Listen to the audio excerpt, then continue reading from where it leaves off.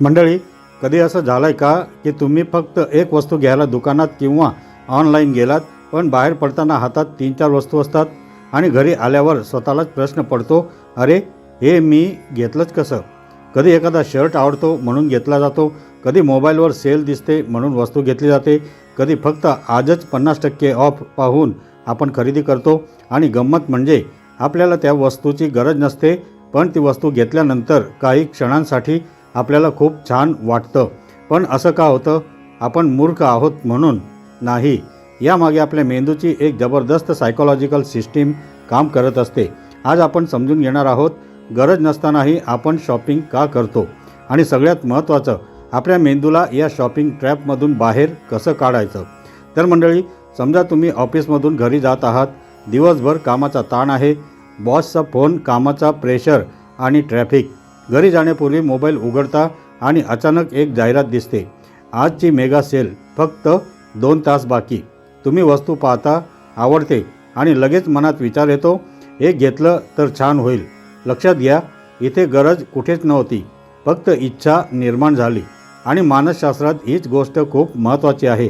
आपला मेंदू अनेक वेळा गरज आणि इच्छा यांच्यात फरक करत नाही. ज्या क्षणी एखादी वस्तू आपल्याला आकर्षक वाटते, त्या क्षणी मेंदू तिचं मूल्य वाढवून दाखवू शकतो.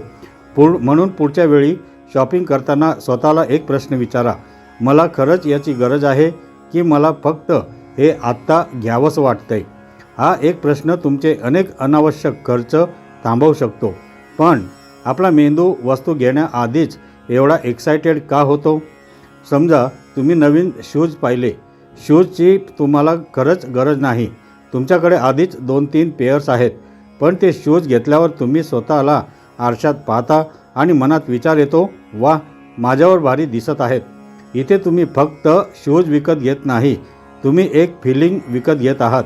कॉन्फिडन्स, स्टेटस, एक्साइटमेंट, न्यूजनेस आणि काही वेळा स्वतःला रिवॉर्ड देण्याची भावना. यालाच आपण साध्या भाषेत म्हणू शकतो, मी स्वतःसाठी काहीतरी घेतलं. म्हणूनच काही लोकांचा दिवस खराब गेला की ते शॉपिंग करतात. काही लोकांना कामाचा स्ट्रेस आला की ऑनलाईन शॉपिंग करावीशी वाटते. काही जण दुःखी असताना फूड ऑर्डर करतात आणि काही जण नवीन वस्तू घेतल्यावर स्वतःला काही काळासाठी चांगलं वाटतं. म्हणजे समस्या वस्तूमध्ये नसते, आपण त्या वस्तूचा वापर आपल्या भावना बदलण्यासाठी करत असतो. आता इथे एक प्रसिद्ध नाव समजून घेऊया.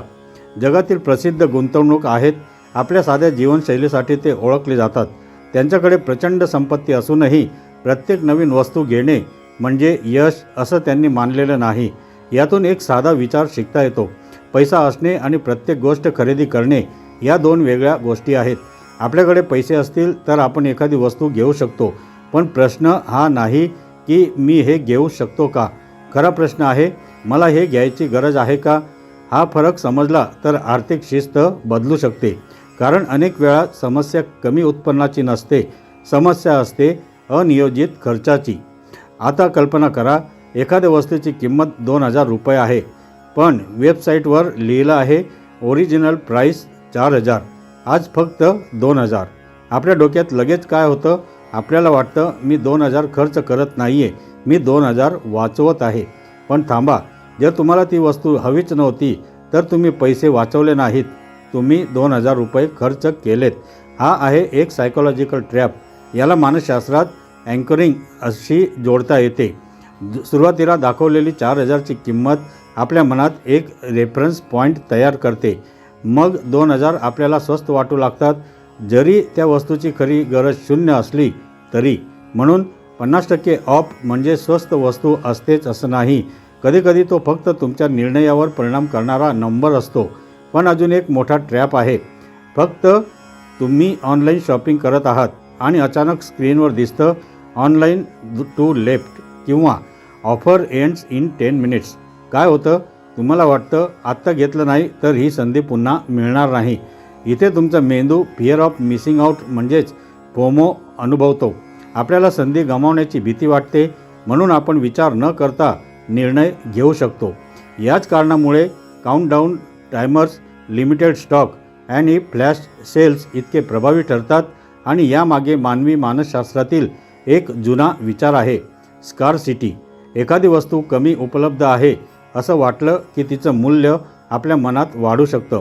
म्हणून पुढच्या वेळी फक्त 10 मिनिटे बाकी दिसलं तर ताबडतोब पेमेंट करण्याऐवजी स्वतःला विचारा, ही वस्तू खरंच माझ्यासाठी महत्त्वाची आहे की फक्त वेळ संपत असल्यामुळे मला ती महत्त्वाची वाटते. आता आपल्या मध्यमवर्गीय जीवनातला एक प्रसंग. तुमच्या मित्राने नवीन मोबाईल घेतला. तुम्ही त्याचा फोन पाहता, तो कॅमेरा दाखवतो, नवीन फीचर्स दाखवतो आणि तुमचा जुना फोन अचानक तुम्हाला खराब वाटायला लागतो. कालपर्यंत तो फोन अगदी ठीक होता, आज आपल्याकडेही नवीन फोन हवा. इथे गरज बदललेली नसते, तुलना बदललेली असते. आपण स्वतःचं जीवन अनेकदा इतरांच्या जीवनाशी कम्पेअर करतो. सोशल मीडियाने ही तुलना आणखी वाढवली आहे.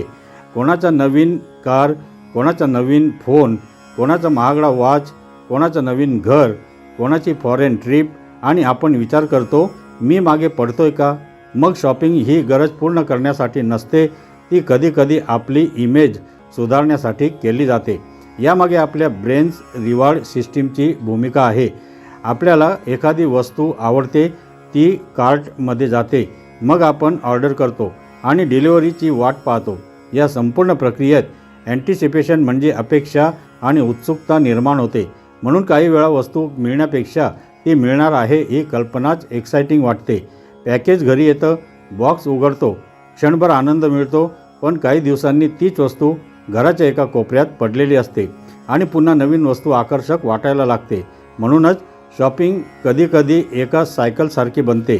Stress, shopping, temporary happiness, normal feeling, पुन्हा स्ट्रेस, पुन्हा शॉपिंग. जर हा सायकल लक्षात आला तर तुम्ही स्वतःला दोष देण्याऐवजी पॅटर्न समजू शकता. आज आपण इंस्टाग्रामवर ब्रँड दाखवतो, पण ही गोष्ट नवीन नाही. 100-200 वर्षापूर्वीही लोक महागडे कपडे, दागिने आणि वस्तू वापरून सामाजिक प्रतिष्ठा दाखवत होते. काही वेळा आपण वस्तू तिच्या उपयोगासाठी कमी आणि ती इतरांना काय सांगते यासाठी जास्त खरेदी करतो. महागडा वॉच वेळ सांगतो, पण कधीकधी तो स्टेटस देखील सांगतो. महागडी कार आपल्याला एका ठिकाणाहून दुसऱ्या ठिकाणी घेऊन जाते, पण ती सामाजिक प्रतिमेचाही भाग बनू शकते. आणि म्हणून शॉपिंग हा फक्त आर्थिक विषय नाही, तो सायकोलॉजी, इमोशन आणि सोशल स्टेटस यांच्याशी जोडलेला विषय आहे. आता सर्वात महत्त्वाचा भाग म्हणजे तुम्हाला शॉपिंग पूर्णपणे बंद करण्याची गरज नाही. फक्त ॲटोमॅटिक शॉपिंगऐवजी कॉन्शियस शॉपिंग करायची आहे. नियम नंबर 1, 24 तासांचा नियम. महागडी किंवा अनावश्यक वस्तू लगेच घेऊ नका. कार्टमध्ये ठेवा, 24 तास थांबा. दुसऱ्या दिवशीही ती वस्तू तितकीच आवश्यक वाटत असेल तर विचार करा. अनेक इच्छा फक्त काही तास टिकतात. नियम नंबर 2, गरज की इच्छा हा प्रश्न. खरेदी करण्याआधी विचारा, ही वस्तू माझ्या जीवनातील कोणती समस्या सोडवणार आहे? उत्तर मिळालं नाही तर कदाचित ती गरज नाही. नियम नंबर 3, सेलला उलट प्रश्न विचारा. किती पैसे वाचत आहेत असं विचारू नका. विचारा, ही वस्तू मी सेल नसती तरी घेतली असती का? जर उत्तर नाही असेल तर तुम्हाला सेलची गरज नाही. नियम नंबर 4, स्ट्रेसमध्ये शॉपिंग करू नका. तुमचा दिवस खराब गेला आहे, तुम्ही खूप तणावात आहात, ताबडतोब शॉपिंग ॲप उघडू नका. त्याऐवजी 10 मिनिटे चालायला जा, कोणाशी बोला, चहा घ्या, म्युझिक ऐका किंवा फक्त शांत बसा.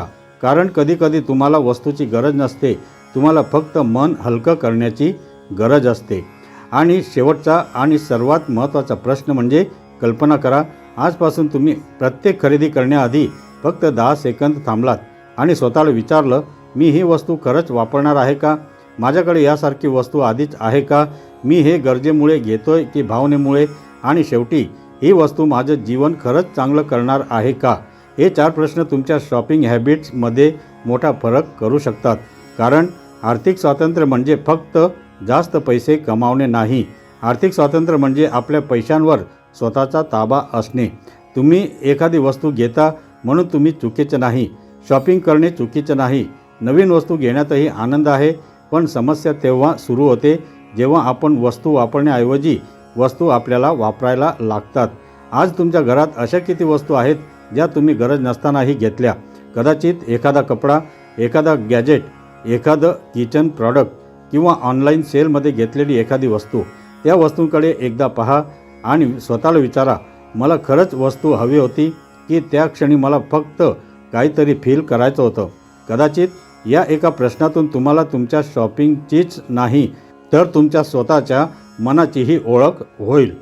तर मंडळी, जर या व्हिडिओमुळे तुम्हाला तुमच्या शॉपिंग हॅबिट्सबद्दल नव्याने विचार करायला मिळाला असेल तर व्हिडिओला लाईक करा. कमेंटमध्ये एक गोष्ट नक्की सांगा, तुम्ही शेवटची अशी कोणती वस्तू घेतली जी तुम्हाला नंतर वाटलं याची खरंच गरज नव्हती. आणि अशाच सायकॉलॉजी, मनी आणि आपल्या रोजच्या आयुष्याशी जोडलेल्या इंटरेस्टिंग व्हिडिओसाठी आपल्या या चॅनलला सबस्क्राईब करा आणि बेल आयकन दाबायला विसरू नका. पुढच्या व्हिडिओमध्ये पुन्हा भेटूया. तोपर्यंत एकच लक्षात ठेवा, प्रत्येक इच्छा पूर्ण करणे गरजेचे नसते. काही इच्छांना फक्त समजून घेणे गरजेचे असते. धन्यवाद.